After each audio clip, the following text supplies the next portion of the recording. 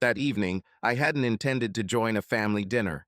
I informed Camille about this 3 days prior when she presented me with an embossed menu card, her expression revealing more duty than delight. "It's just dinner," she commented casually, brushing off lint from her blazer without meeting my gaze. Yet, that was the issue. Nothing was ever casual with her family. A seemingly ordinary dinner translated into a series of disguised criticisms, furtive glances, and forced laughter that echoed like pre-recorded applause. I had weathered this storm for years, maintaining a smile throughout, much like an accessory she wore when it suited her.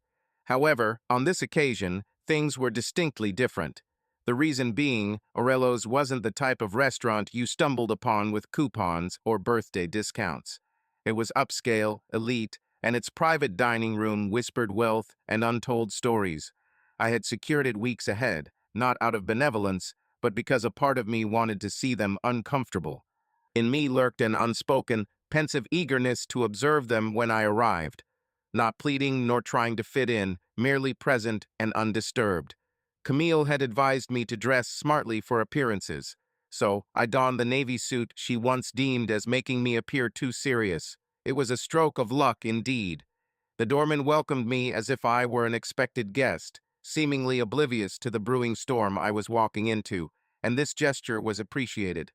The atmosphere within was thick with the aroma of truffle oil, aged wine, and undercurrents of tension.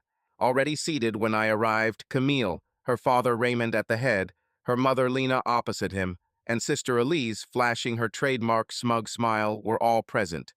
Without asking, I took the vacant seat next to Camille. Initially, none of them acknowledged me. Her mother offered a thin smile. Elise continued scrolling through her phone as if I hadn't just entered, while Raymond remained unfazed. Unperturbed, I poured myself water, as if I wasn't an intrusion in their carefully crafted dinner setting.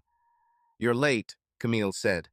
Camille mumbled softly, eyes fixed ahead, overdressed. I paid, responded similarly quietly, assuming I'd get my value for the money spent. Her jaw clenched, but she said nothing further. The waiter delivered appetizers, scallops adorned with caviar on golden-edged plates, and they all carried on as if nothing was amiss. Elise discussed her influencer agreement.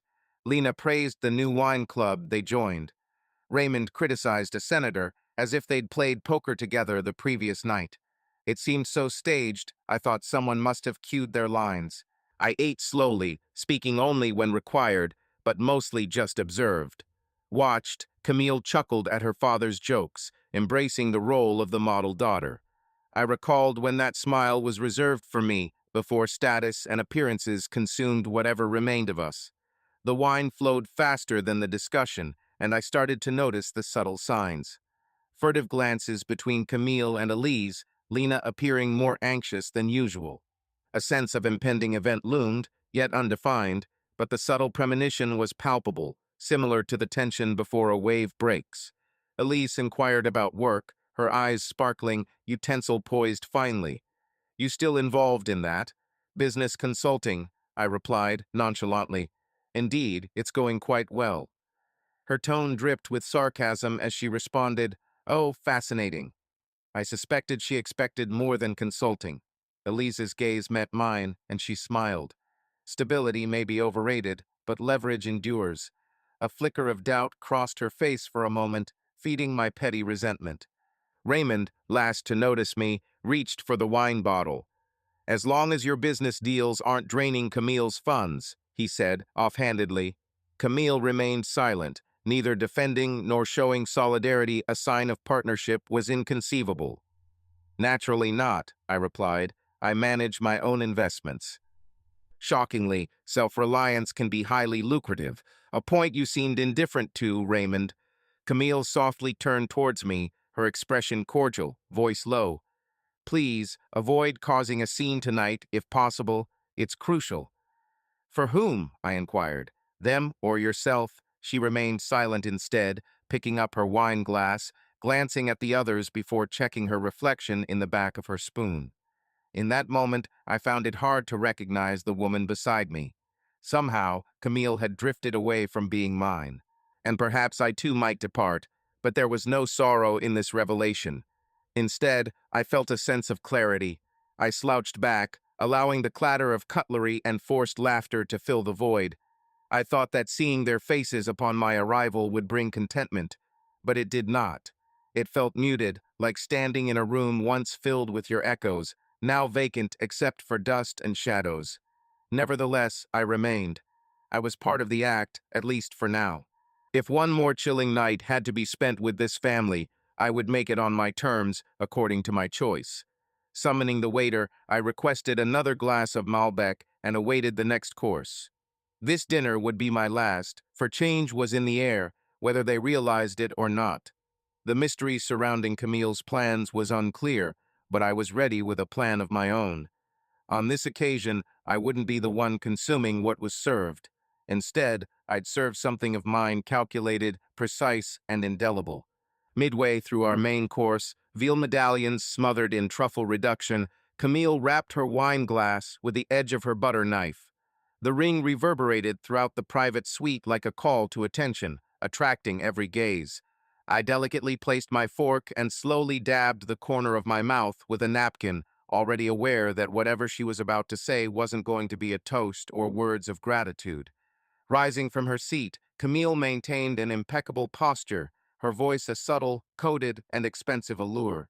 Camille started, lifting her glass slightly to capture everyone's attention. Thank you all for joining me tonight. It isn't usual for us to assemble such a group.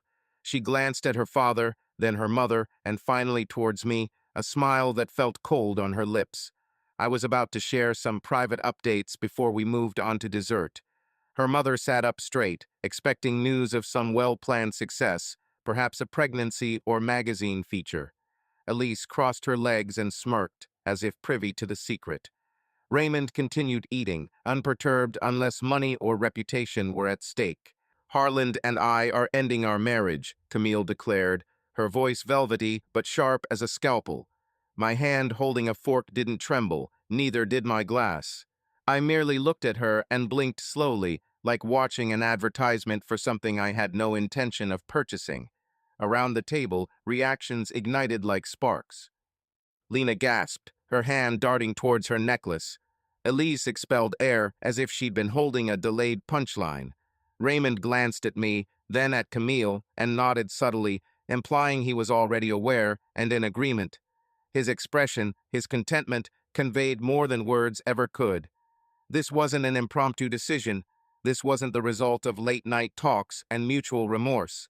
Instead, it had been planned. Camille sank down gradually, anticipating applause or tears or a breakdown, but I provided none of that. I grasped from my glass, a 08 Bordeaux I'd selected myself, and took a composed sip. The wine was exceptional, full-bodied, lingering on the palate. I placed it back without haste and rose. All gazes shifted towards me, now uncertain, now intrigued. Camille arched an eyebrow as if she expected me to make a fool of myself, but I merely smiled. Coincidentally, I too have news, I stated, my voice even and controlled. I possess some of my own. Camille's smirk momentarily wavered, revealing a hint of confusion. The table seemed to tense like before a thunderstorm. I continued, actually, I hadn't planned on sharing tonight. I glanced at each person. Given our transparency, I adjusted my stance, hands folded as if preparing for a keynote speech. Elise leaned forward, showing excitement. What's up? Have you secured that thing you always talk about? I chuckled softly, maintaining eye contact with her.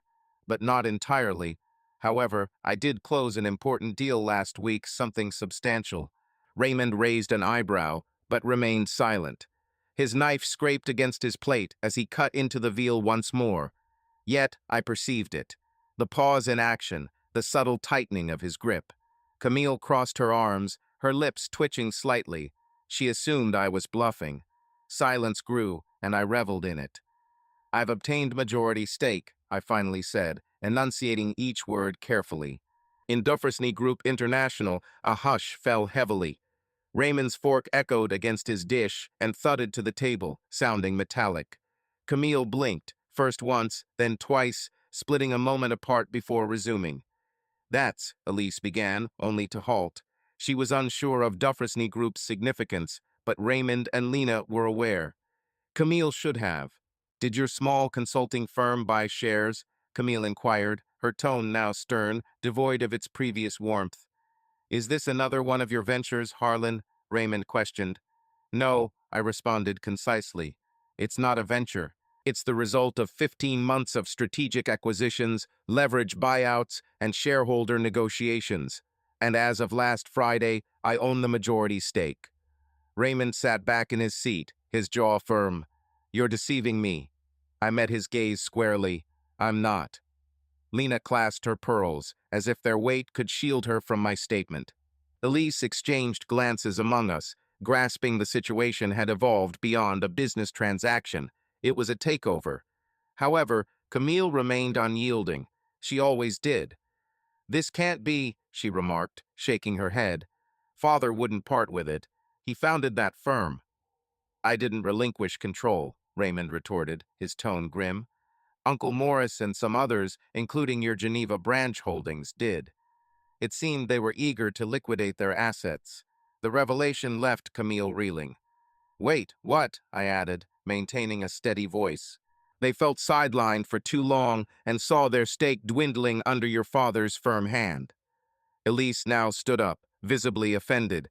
I didn't give anything away, she asserted. I offered a polite smile. Not you, Elise Dufresne, the other Elise, your cousin from the Geneva branch. Oh, she murmured, losing some of her composure. Camille then faced me again, her voice quivering now. So what? You own a portion? So what? That doesn't change anything. You're not one of us. Exactly as expected, it succeeded. Raymond flung his napkin on the table angrily. You're deceitful. I raised a hand not to quiet him, but to maintain the conversation. All I did was spot a chance. The disputes within your family were worth more than any loan I could have borrowed. I provided them with honor and a high compensation, and they accepted it. Camille stared at me as if I was a stranger she wedded. Perhaps she didn't. Maybe she never cared to. But I saw it in her eyes now, the unraveling. The thoughts racing behind her eyes. The instant when control escaped her like a champagne glass slipping off a polished table. And glancing towards Raymond, I mentioned, there is one more revelation, but I'll share it later. I settled back, leisurely, calmly. The room wasn't lively. It was tense with disquiet. I raised my glass once more, let the wine touch my lips, and waited. Camille didn't smile this time. She didn't speak.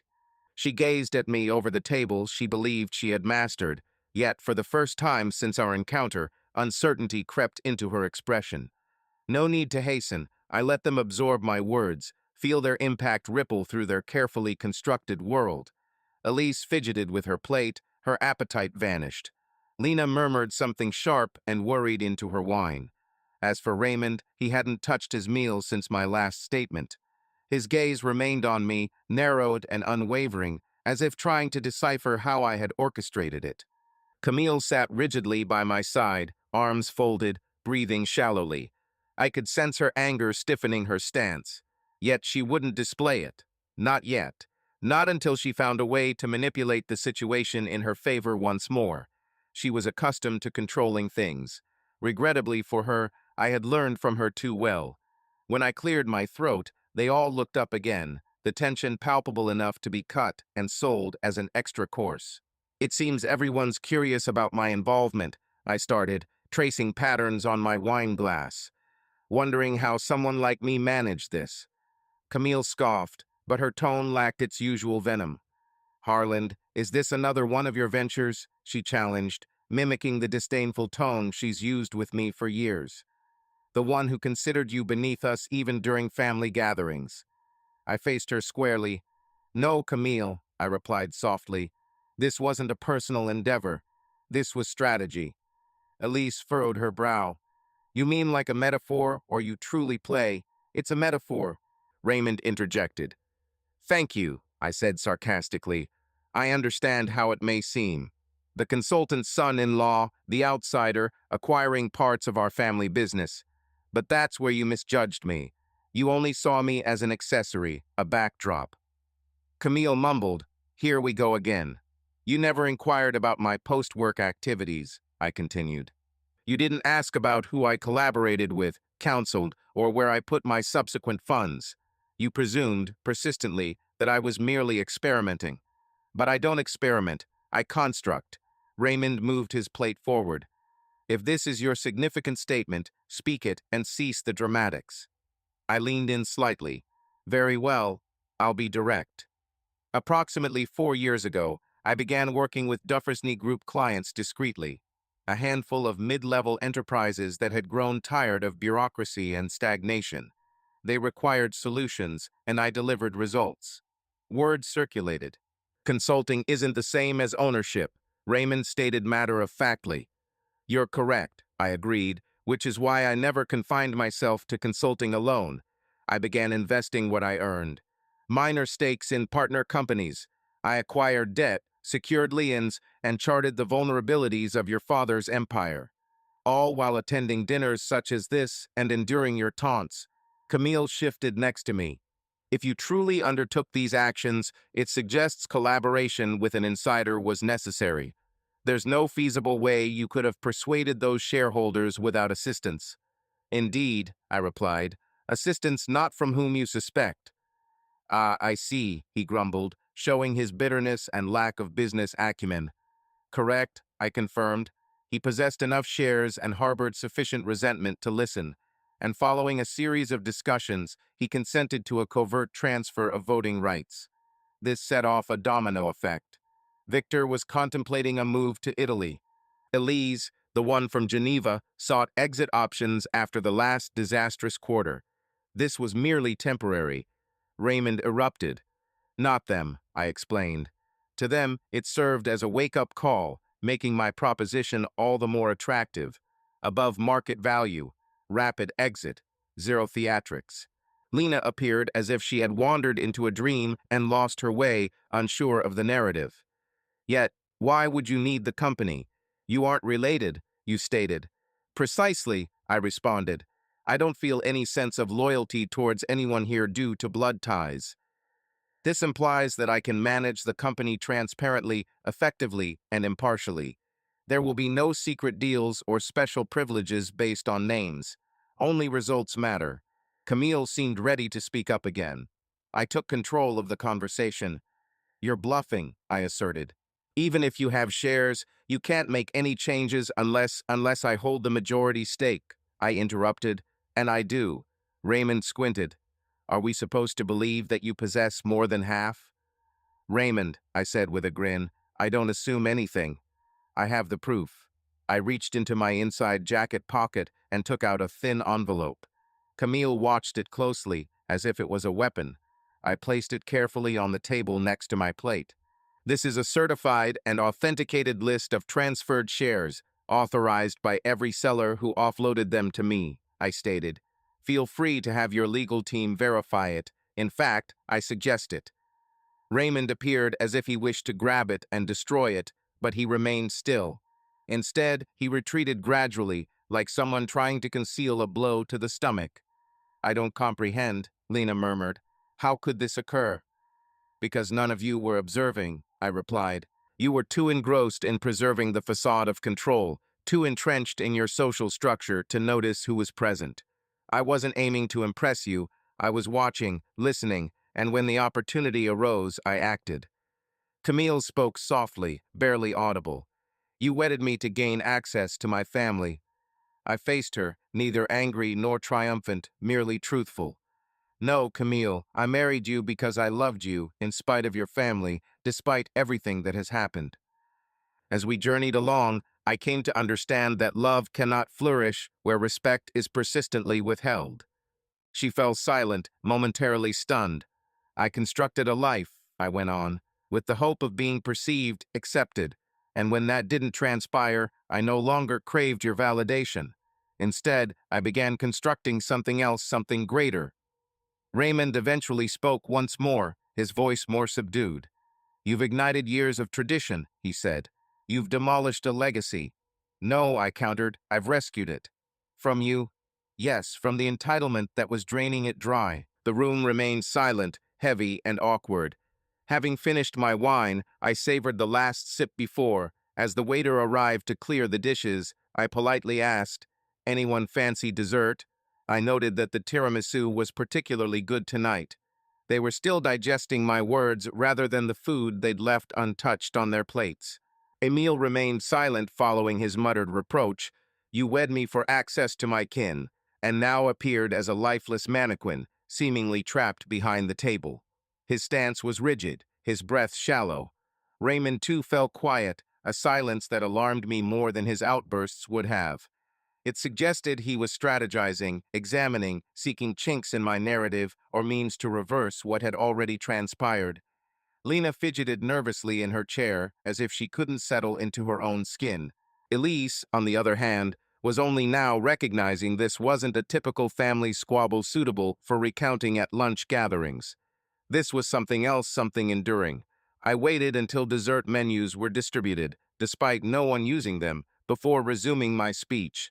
Not because I needed to verify anything further, but because the complete truth warranted being spoken aloud, particularly after so many years of them feigning my insignificance. "I believe you have queries," I stated softly yet distinctly. "Allow me to clarify matters for you." The meal remained unmoved. No objections were voiced. It commenced a year and a half ago, initiated at the spring charity auction. "Raymond, you suggested then, perhaps next year, let the rail donors bear the burden. You spoke partly in jest, but not entirely." I responded with my customary smile, offering no response. However, that moment marked the decision I made to cease shrinking myself to fit within this space. Raymond seemed to not recall it, yet he did, evident in his furrowed brow. Minutes later, I started investigating the company's framework, not out of malice initially, merely curiosity. But what I uncovered was a system ensnared by ancient grudges, nepotism, and deteriorating leadership. The Duffersney Group International possessed the skeleton of a titan, yet the belly of a scandal, Elise asserted. "Thus, you felt it necessary to remedy it yourself?" I didn't ponder over it. Rather, it was an inevitable course of action. "Elise," I responded. I recognized because I was already executing it discreetly. The subsidiaries I consulted yielded profits. Efficiency skyrocketed. Clients relied on me as I didn't demand loyalty. I earned it. Hence, I persisted. I reached out to cousins with whom you hadn't communicated for years. I discerned who sought exit, who was fatigued, who felt neglected, and I presented them alternatives. Eventually, Camille fixed her gaze on me, eyes wide with apprehension. "You did all this surreptitiously." "No, Camille," I clarified. "I did it alongside you, while you were arranging dinners, wine tastings, and spa retreats with the same family that often overlooked me. You simply didn't inquire about my projects. You never asked." "I was occupied," she retorted bitterly. So was I. I delved into my inside jacket pocket once more, extracting a second folder, this one bulkier. Camille seemed apprehensive it might attack her. I set it on the table, then unfolded it. "This," I stated, touching the initial page, "depicts the sequence of acquisitions. Each meeting, proposal, and binding legal agreement, all notarized and finalized. The lawyers ensured every I was dotted and every T crossed. Morris was first to sign, followed by Victor. Geneva Elise came next after a brief bidding war that I allowed her to win, only to extend another offer 3 weeks later. By the time the ink had dried, I had a defined route to a majority vote. Raymond slightly leaned forward. "But why now? Why disclose it here?" "At dinner, because you wouldn't grant me a place at your table, Raymond," I said, maintaining my composure. "So I created one, and now I own yours." The silence was palpable and tense. "I entered the Duffersney boardroom last week," I continued, "and the legal team acknowledged me by name. They had the contracts prepared, they confirmed the holdings, and when I moved the final signed agreement across the table, they uttered a sentence I'll always remember. 'Congratulations, Mr. Drake. You're now the majority shareholder.'" Lena placed a hand over her mouth. Camille continued to doubt this was a prank, but Daddy refused to yield. I looked at Raymond. "You're correct," I admitted. "You didn't give in. Yet it was your pride that allowed me to acquire everything else. By pushing your family so far, they were left with nothing valuable to keep." All I needed to do was provide a more appealing offer, and I did. Raymond's face contorted into an unsettling expression. Do you believe this grants you power? I countered. No, I said. It imposes responsibility, because you once constructed something significant when this business stood for values other than tradition and arrogance.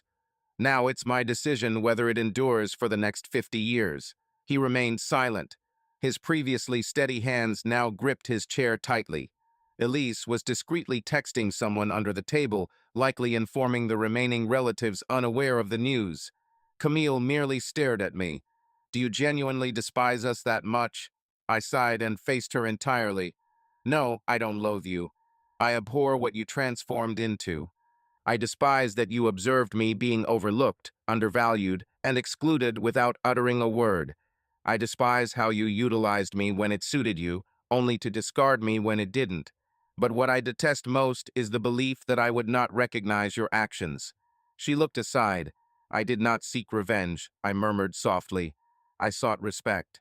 When that wasn't granted, I devised a strategy. Unlike the turmoil concealed by your family, I executed my plan without pomp or malice. Just focus. The waiter appeared to clear the dishes, uncertain whether to disturb us. Raymond dismissed him as if swatting a bother. Camille remained still, her hands balled in her lap. I knew the subsequent move would soon transpire, the dread, the plots. That was their usual approach. But I was prepared.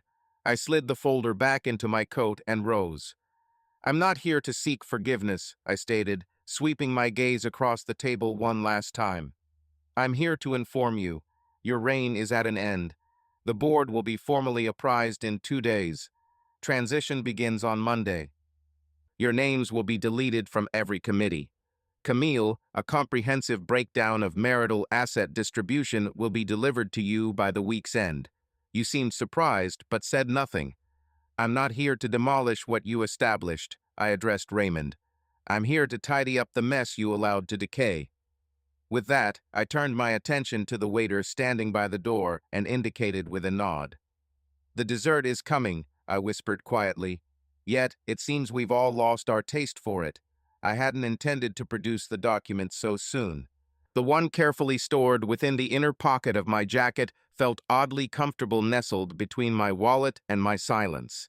However, when Camille tried to diminish its significance, when she leaned forward with that familiar, smug edge in her voice and said, "Very well, so you hold a stake in it," I knew it was time. The room had already fallen silent, but now the atmosphere felt sterile and unsavory, despite its cleanliness. Before initiating an action, I calmly reached into my coat, just as I had practiced numerous times before, feeling my fingers touch the embossed envelope containing the last piece Raymond's signed retirement letter from this morning. This, I announced dramatically, is the retirement letter that Raymond signed this morning. A moment of silence passed, a mere second. Then you referred to it as a placeholder. Raymond's voice cracked with the shock of realization that he had been outsmarted on his own chessboard. Camille turned in her chair, looking at him sharply. "What?" she growled. "What did you say?" Raymond looked nervously between us, his demeanor unraveling like weak string. He said it was a draft, merely symbolic. I hadn't authorized any official action. I placed the document on the table, taking a small step forward.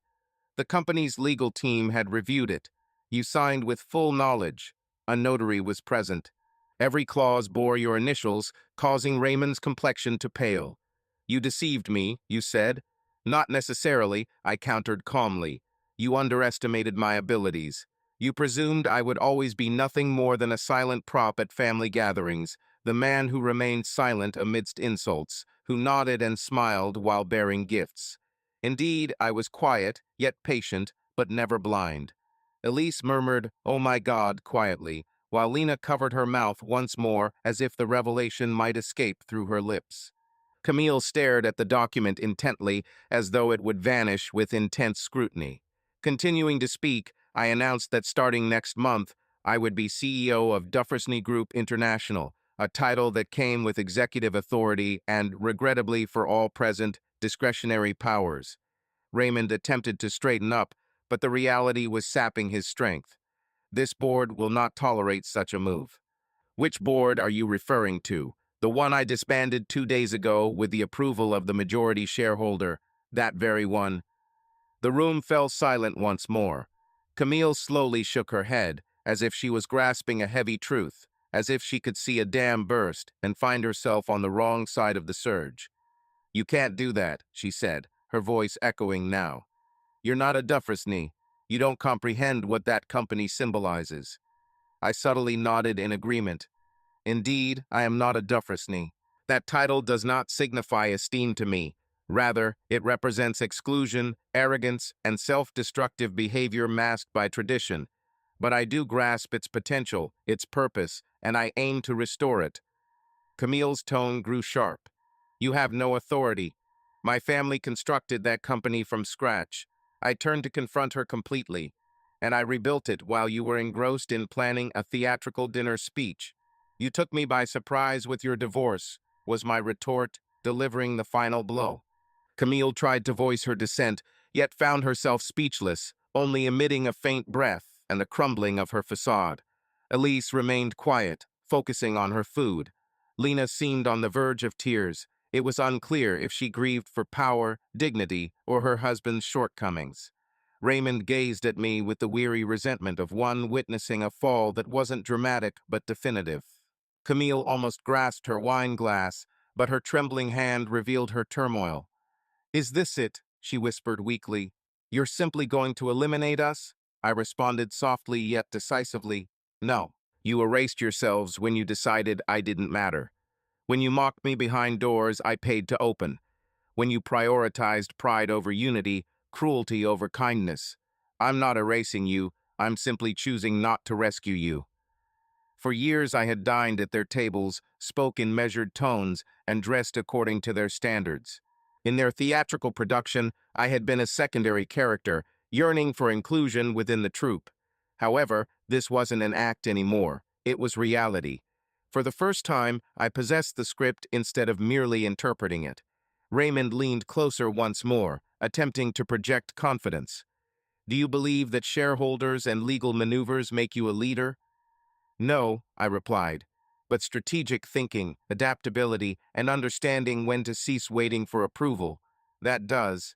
There was no redemption on the horizon, no abrupt U-turn, no exemptions or safety nets.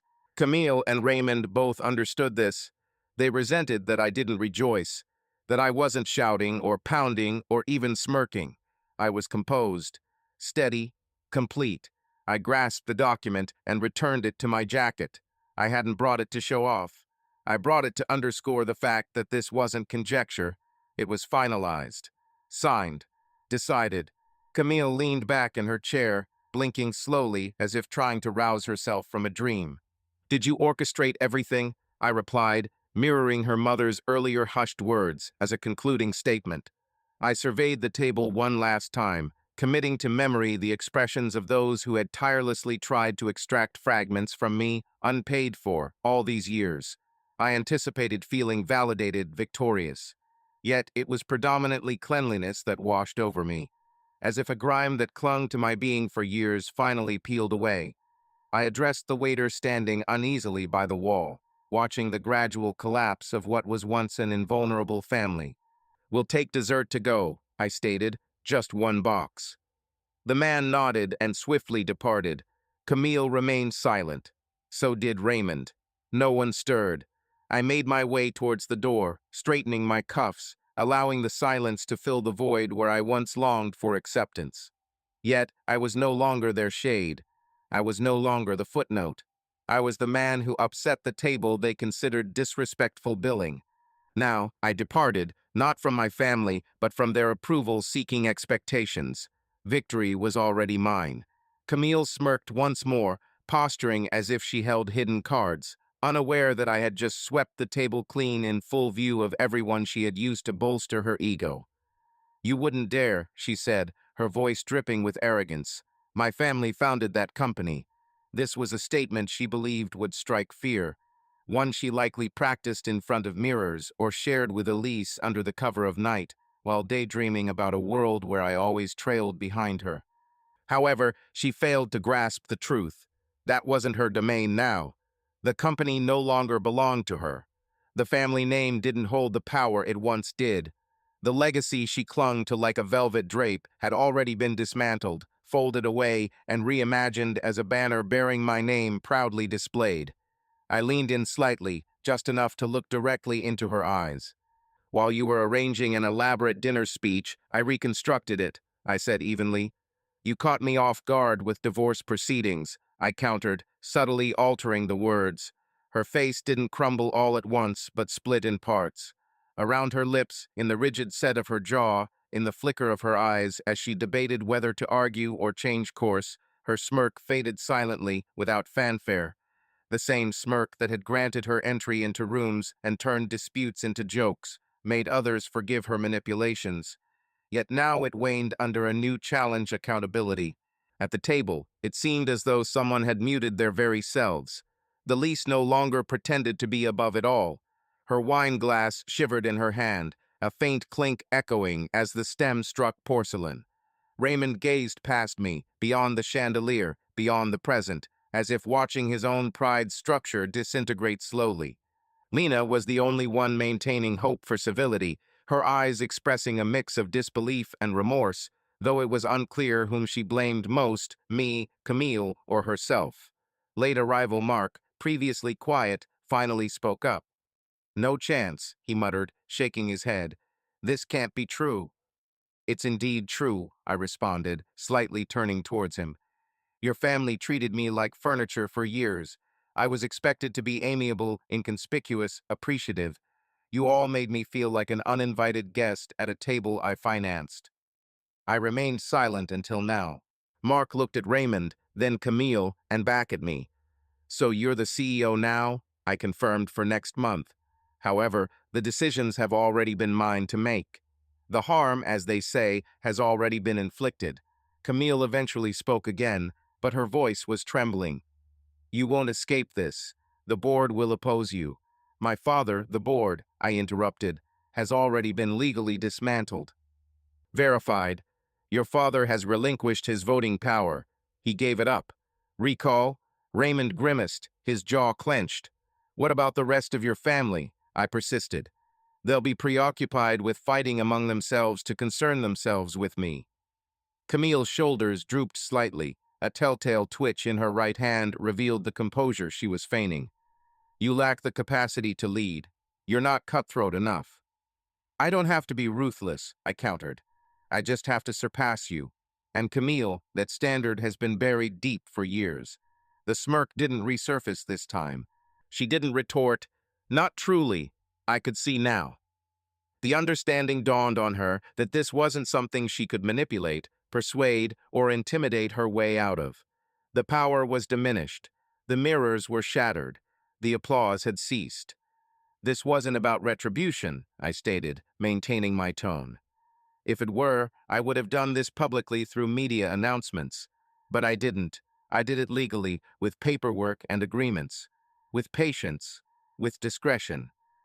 Lena seemed poised to say something, but her lips remained tightly sealed. Now, the reality of it all was starting to settle in, as if this meal had been seasoned with harsh truths. Cold, bitter, accomplished. Camille looked at me like I was a stranger. Perhaps it was my newfound confidence, my unwavering resolve, or the absence of remorse. Maybe it was because I wasn't pleading. I wasn't surrendering. I wasn't adhering to the role she had assigned me years ago. "You've always said you wanted a man who could lead," I stated, rising gradually and fastening my coat. "Apparently, you didn't anticipate it would appear like this." She let out a bitter, humorless chuckle, but her laughter seemed hollow. "Do you think this gives you power? Do you think this makes you sufficient?" "No," I replied calmly. "This gives me freedom. That was always the point. Not control, not retribution. Just freedom from their manipulations, their dictates, their silent battles fought beneath well-organized dinners. I no longer yearned for their admiration. What I had crafted transcended the limits of their appreciation, and I had achieved it despite their disregard, labeling me as ornamental. I placed my napkin on the table. "You needn't believe me now, but you'll soon experience it. Each time a decision is made excluding you, Each time, the firm you boasted about sends an email with my name and signature. Camille remained silent. Her silence was more profound than her voice had ever been. Anger was no longer etched on her face. Instead, a piercing, burning bewilderment, as if someone had swiped the last remnant of her reflection from the mirror and replaced it with consequence. I walked towards the door without looking back. The silence grew denser now. No applause, no validation, just reality echoing louder than their denial. I halted once at the entrance to the suite, turning back briefly only to utter one final remark.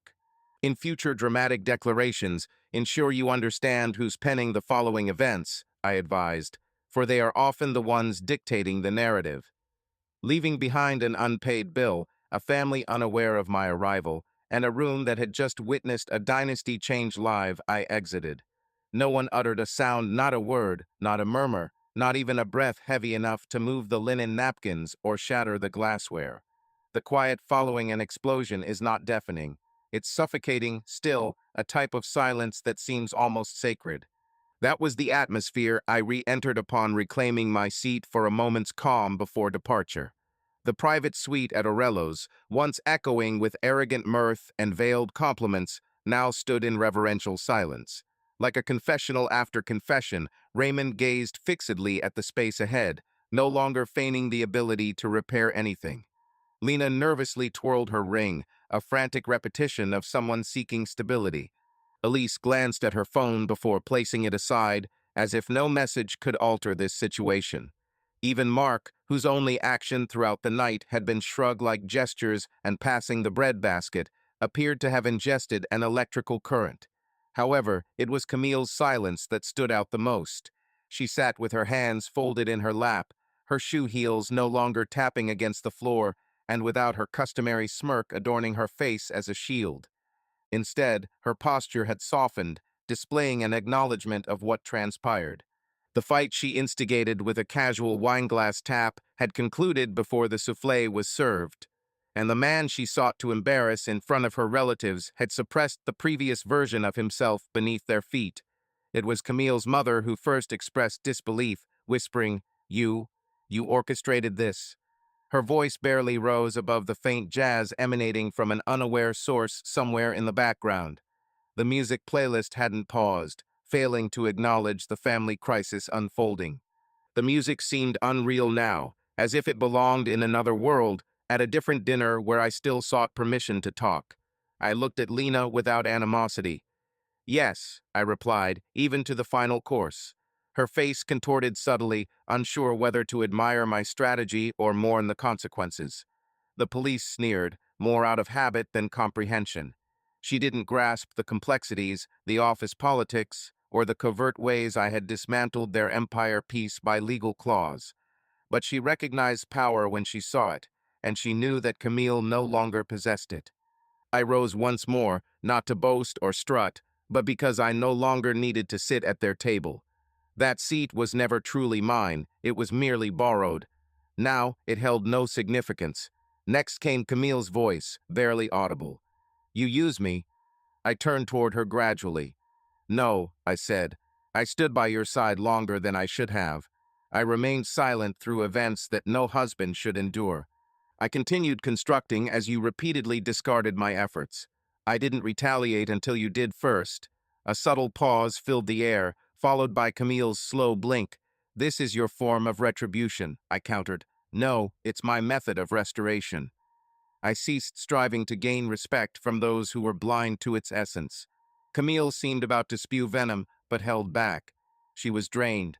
I seized their most treasured possession, their power, not with a clamor or scandal or blood, but with words and influence and quietude, the same silence they had used to erase me for years.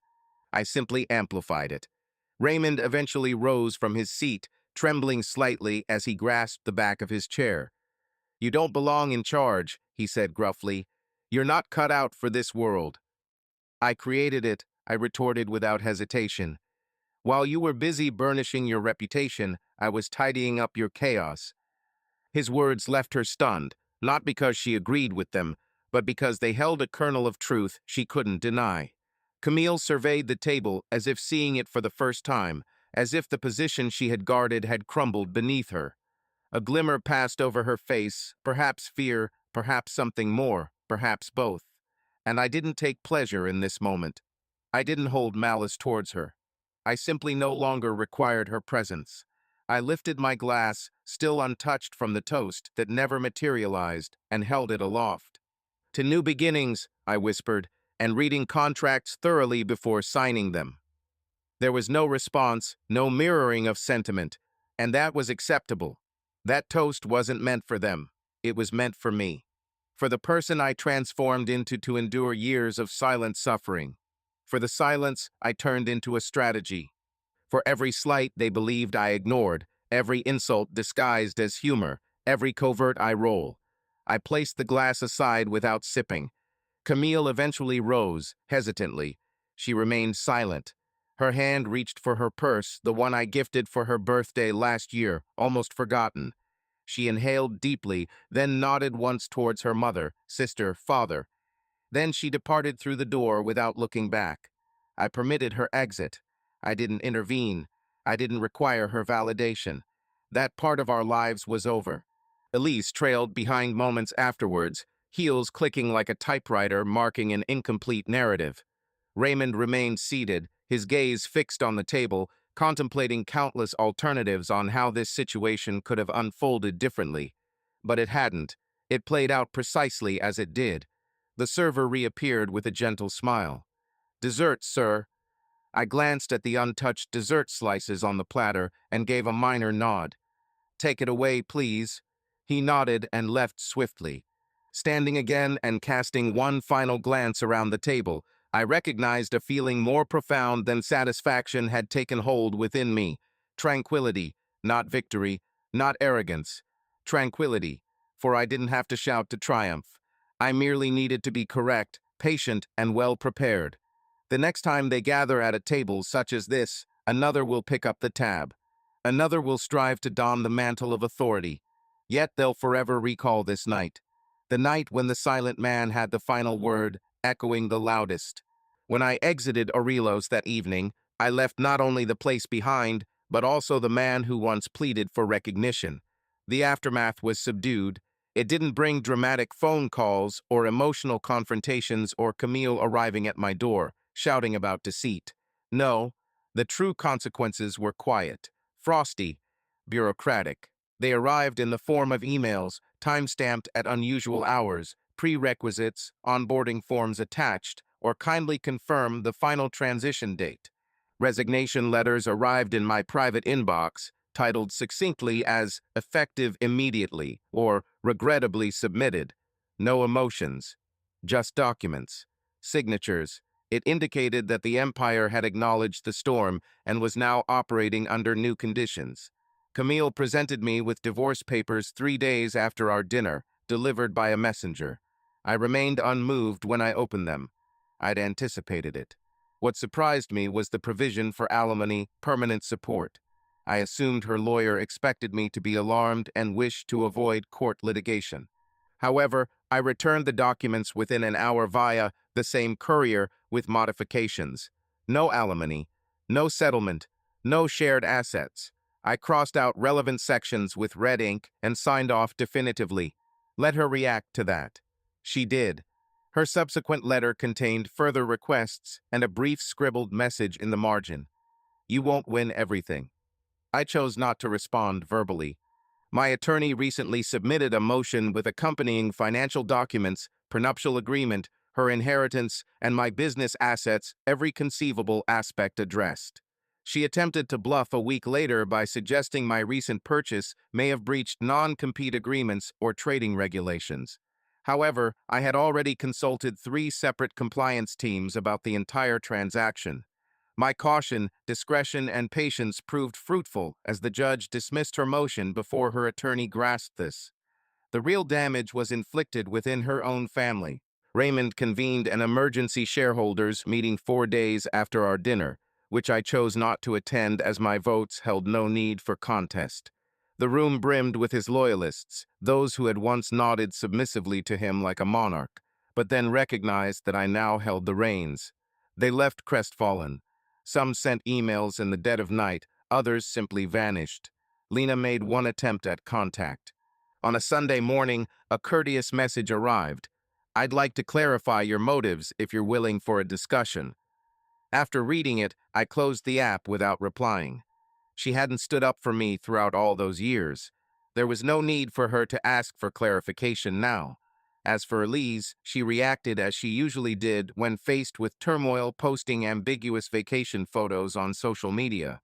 Palm trees, mocktails, and deliberately chosen captions such as "healing isn't linear." The comments were flooded with meaningless heart emojis. She didn't inform her followers about the recent loss of their family business. Naturally, she hadn't. She was skilled at hiding the truth. In the meantime, I carried on working. As interim CEO, my first action was to reorganize the executive team, eliminating anyone who had profited from nepotism or complacency. No more riding the easy wave. No more using family names as credentials. I met with each department individually, asking questions and listening. Some were taken aback by my presence. Others felt reassured. Initially, some may have anticipated me as a relentless, vindictive figure clad in bespoke attire. However, that was not my path. I didn't feel the need to be so. I offered contracts contingent on performance. I rehired several individuals whom Raymond had subtly dismissed over the years due to their curiosity. I carried out a clear evaluation of our company's operations and shared the findings on our internal network. No embellishments, no manipulations. Only facts were presented. Profits were resurging, and people felt encouraged instead of fearful. It was an unusual sensation, being esteemed without coercion. But I remained unfazed. I merely continued to appear, consistent, straightforward, unflappable. Toward the end of the second month, Camille penned a last letter. This time, it wasn't through her attorney. It was handwritten, spanning 2 pages, and devoid of demands. Instead, she wrote about her surprise at losing everything in one night. She expressed that when she announced our divorce at dinner, she assumed I would exit shamefully. She stated it wasn't fueled by malice, just words. The discussion centered around theater. Picture, power, she believed initiating the conflict would let her dictate the storyline. Admittedly, in a warped manner, she had long known I was intellectually superior to my appearances. Yet, she chose to overlook this fact, as it gave her a sense of security to believe I relied on her more than vice versa. She concluded with a simple statement: "I suppose I underestimated the quietude as indication of your attentiveness." I neatly folded the letter and stored it in my study box. I chose not to respond. The old council was defunct, the company was being rebuilt. Camille and I were legally parted ways. No longer visible in the executive directory was our family name. Elise allegedly sought positions in PR agencies where her surname didn't guarantee meetings. The family, once bonded by privilege, disintegrated into discord and self-protection. And as for me, continuing my usual course, laboring, innovating, strategizing, not out of vengeance or acclaim, but to create and progress. Instead of a dramatic finale, there were peaceful departures marked by signed agreements and fresh starts. Camille had once told me that silence was a sign of weakness, but now I understood. Silence is a sign of preparation, strength, and the creation of a better future, while others are occupied with performances. My new chapter had begun, and 3 months later, I found myself on the top floor of the Dufresne building in Raymond's old corner office, now transformed with glass shelves, soft lighting, and a silence that didn't condemn. It was late morning, and the city skyline sprawled beyond the expansive windows, as if it were a depiction of every challenge I had conquered. The desk was mine, streamlined and uncluttered, without family photos or bronze plaques praising a man who barked orders while others did the real work. A framed quote stood alone on the wall, reminding me, "Power is silent until it speaks," and now my power had made its voice heard. I brushed my hand along the desk edge, not for effect, but for stability. This room wasn't merely a promotion. It wasn't retribution. It represented proof. Proof that I had been underestimated for far too long. Proof that I didn't need their surname to hold significance. Proof that the man they once mocked from across a dinner table now possessed the keys to what they referred to as legacy. The office transformed, not just in layout, but in atmosphere. No longer were there underlings arriving to nod during Raymond's speeches. The entitled executives no longer coasted on nepotism. The new leadership team was lean, competent, and ruthless in the most effective way possible. Analysts who had spent decades trapped in middle management now occupied executive strategy meetings. Creative minds with no prestigious background were finally acknowledged. Promotions were merit-based, not inherited, and with every decision, reverence reverberated through the corridors. I wasn't intimidating, I was imitated. That distinction mattered to me. I frequently wandered the halls. No prearranged tours. Without any fanfare announcing my arrival, I'd pick up a coffee from the communal kitchen, offer casual nods to interns, casually inquire amidst shared workspaces. Initially, they'd cast furtive glances, anticipating corporate decorum to surface. However, I persisted. In time, they began treating me as if I was genuine, one of them. Those who once hushed when I passed now acknowledged me by name. A handful even approached me with remarks I hadn't foreseen. "Thank you for addressing issues," or "We actually feel affected." These were the sentiments that stayed with me, rather than the corner office or the title. This company didn't fear me. It seemed to thrive under my watch. Camille hasn't been spotted since the divorce became official. No goodbyes, no parting soirees. She hasn't set foot in the building since the Arelos dinner. Her access pass was deactivated discreetly, without any fanfare. A few of her former aides contacted me apprehensively, concerned their loyalty might jeopardize their employment. I maintained all those who arrived at work with integrity. Her influence didn't stretch that far anymore. Raymond, for his part, fell silent. Following the disbandment of the board and the public announcement of the internal reorganization, he made a single statement to the press, a vague reference to stepping aside to make way for a new perspective. Yet, everyone understood. The journalist's hesitant tone and choice of words hinted at it. Dufresne was no longer my story. It became mine. I haven't spoken to him since that night. There was nothing left to discuss. I envisioned him nursing his damaged ego somewhere, swearing he'd rebuild, rebrand, or launch something new. But I also knew he lacked the capacity. Not anymore. His authority stemmed from inherited advantage. Mine came from struggle. The previous week, I addressed the entire company in our inaugural internal town hall. No formal attire, no platform. Simply me in a dress shirt, sleeves rolled up, standing at the front of the expansive atrium, as if addressing a team gathering rather than initiating a transition. I shared with them our destination, our route, and those joining us. I eschewed ambiguous corporate jargon and flashy graphs. I simply spoke. From experience. From belief. When I concluded, the applause was not deafening. It was genuine, deserved. That's when I realized we had moved beyond survival. We were progressing. The panorama from the top wasn't composed of marble or gold. It was constructed from choices, each one carved from moments they considered insignificant, when Raymond chose not to heed, when Camille made sarcastic remarks, when they all assumed I'd remain small because I remained silent. They thought power appeared as shouting in boardrooms and brandishing surnames like weapons. But real power resides in a tranquil office, knowing you could have vanquished them, yet opting instead to construct something superior. At times, I yearned for the past self, the one who prepared coffee for Camille before her extended meetings, the one who put in extra hours on tedious spreadsheets unacknowledged. Yet that man wasn't squandered. He was the cornerstone. Each error, each embarrassment had transformed into power. My genuine assistant, Jordan, was now by my side, not a legacy from former allegiances, summoned through the intercom. "Your 11:30 call with the European division is in 10 minutes, sir," he informed me. "Thanks, Jordan," I replied. "Ready to go." I paused at the glass wall one more time before leaving, gazing down at the city bustling below, a symbol of steadfastness until it crumbles. I didn't aspire to create an empire. I sought to establish a company worth enduring. As I ventured into the corridor, past offices where teams genuinely collaborated instead of just posing, a feeling deeper than pride washed over me. I experienced a sense of belonging, not ostentatious or attention-seeking, but authentic and long sought.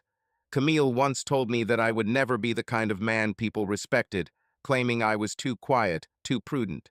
Yet, she failed to grasp that prudence wasn't a sign of fear, but a strategy. I wasn't afraid, I was strategic. I observed, waited, and when the moment arrived, I didn't respond impulsively. Instead, I acted decisively. The man once relegated to the room's periphery now stood at its helm. The one they dismissed is now upholding their legacy in a manner they never foresaw. In all of it, in the quiet after the turmoil, in the praise from a team that finally recognized leadership, in the controlled gravity of power that didn't have to shout, I discovered something I hadn't felt in years: serenity. Not because everything turned out perfectly, but because I stopped waiting for approval to matter.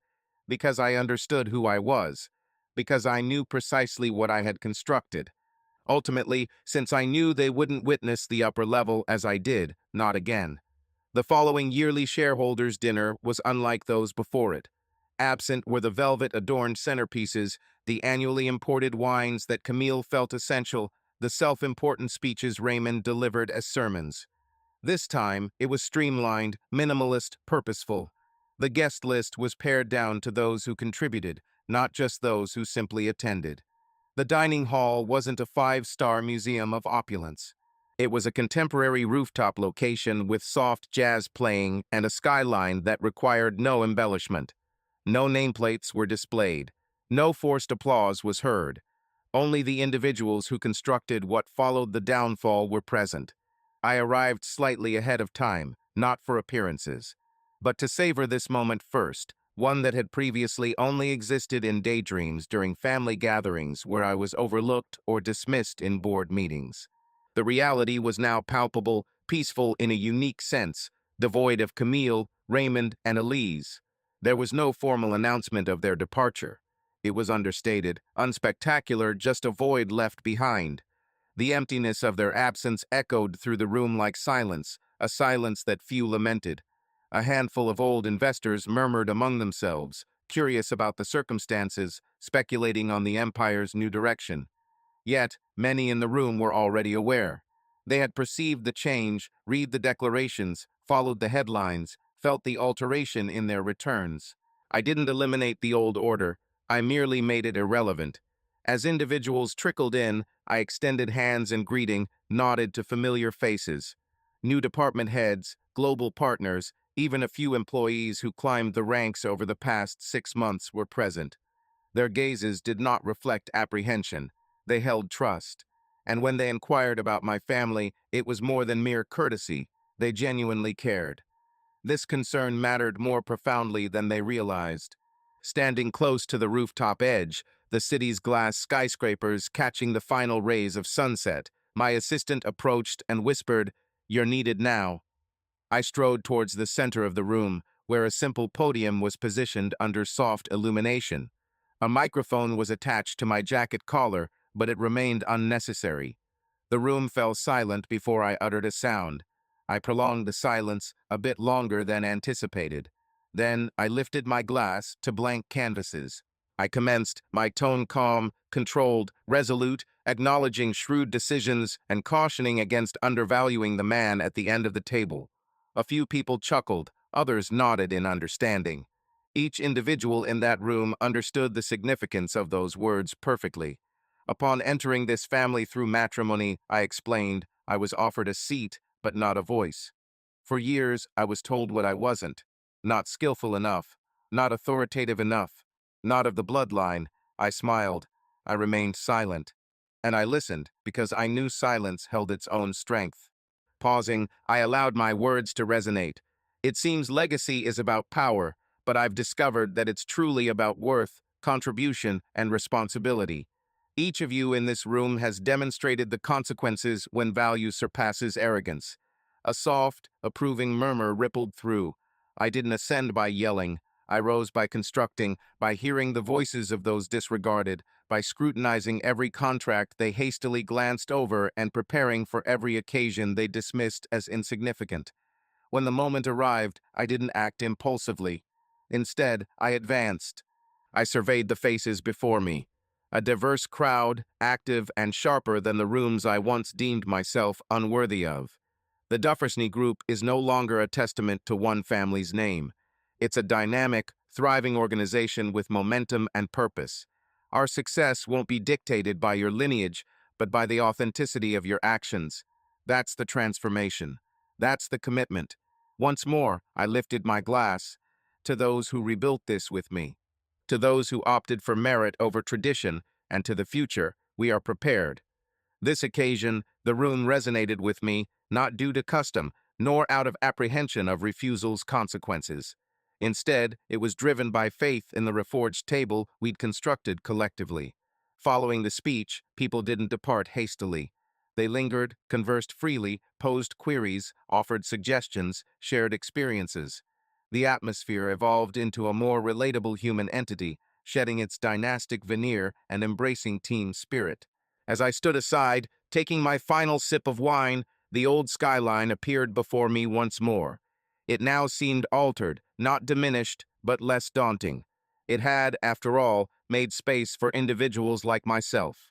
Camille left no trace, no letter, no message, no farewell. Her act of disappearing before the curtain rose on another's stage served as her final performance.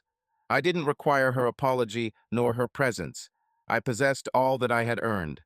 As my team's laughter echoed across the rooftop and the city lights illuminated our surroundings, a sense of clarity and peace enveloped me.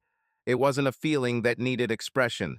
It was simply there born from ceasing my wait to be noticed and instead focusing on constructing something undeniable.